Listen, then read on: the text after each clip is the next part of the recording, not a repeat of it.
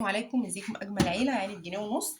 النهارده ان شاء الله باذن الله مكملين في التحدي بتاعنا. التحدي اللي ما يعرفوش هو تحدي 10 جنيه لخزين شهر الخير، شهر رمضان ان شاء الله. اللهم بلغنا رمضان لا فاقدين ولا مفقودين. ان شاء الله باذن الله كل يوم ب 10 جنيه بس هتجيبي حاجه من حاجات خزين رمضان.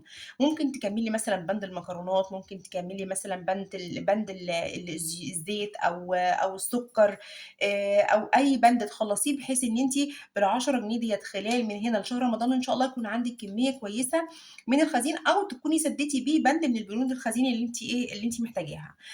على مدار ال3 أيام اللي فاتوا إحنا حطينا في البوكس بتاعنا، حطينا كيس مكرونة قلم، وكيس مكرونة اسباجيتي، وب10 جنيه كيسين ملح. يعني أنا كده رمضان إن شاء الله بإذن الله مش هاجيب ملح تاني، هم الكيسين دول في شهر رمضان كويسين جدًا يعني، حلوين جدًا إن شاء الله بإذن الله.